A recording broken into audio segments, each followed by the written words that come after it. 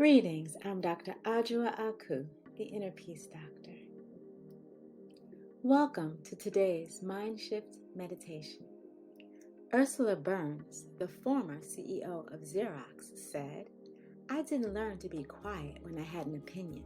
The reason they knew who I was is because I told them." If you like these Mindshift meditations, don't forget to subscribe, press the bell for notifications, comment below, and like the video. Sometimes we have to stand up and announce our power, and sometimes our power is announced for us by just being in the room. This quote reminds me of the work that I do with the New York City Police. I do trainings with the hostage negotiators and the emergency response team to help them understand mental health, mental illness, and negotiation skills. It is really a wonderful protest to stand up as a Black woman in that room full of primarily white men and be the expert. Most of the time, they already see me as the expert because I am announced as the expert, but sometimes I have to earn it through the things that I know and through the help that I give them in learning how to negotiate, learning how to use their voices instead of their equipment in order to work with people.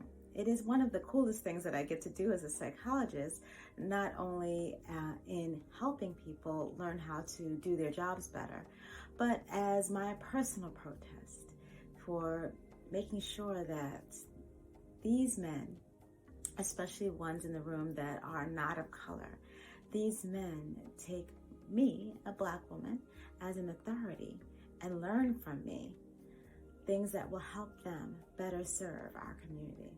So remember that the way you stand in your strength is important. Sometimes you have to announce who you are and make sure that it's known.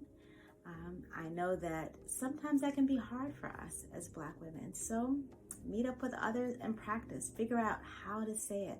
I learned from a book all about selling as an introvert, which I am, that telling stories is a wonderful way to share your strength, share who you are without feeling overly boastful. Because one of the things that we often honor in our community is being humble.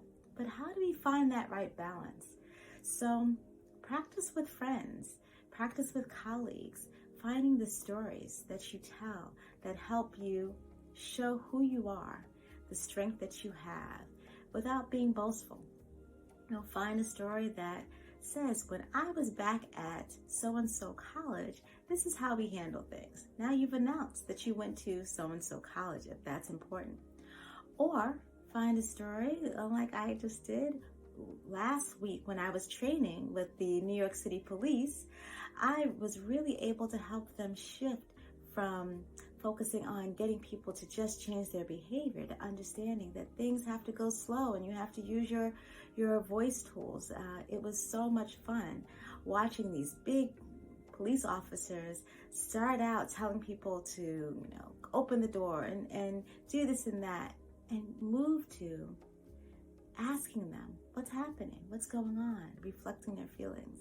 It's one of the coolest things I do as a psychologist. Right? So that story just announced that I work with the New York City Police hostage negotiators and emergency response team without me having to say that directly. So find ways to practice, raise your voice, stand in your strength. It's so important for those of us who are in these situations where people don't necessarily know how wonderful we are, but need to, that we find ways that we're comfortable with, that don't feel braggadocious. I don't think that's a real word, and feel humble, but yet show our strength. Because if we don't find a way to do that and hold on to our inner peace, no one else will do it for us. If you like these Mindshift meditations, don't forget to subscribe, press the bell for notifications, comment below, and like the video. Affirmation: standing in my power upholds my inner peace.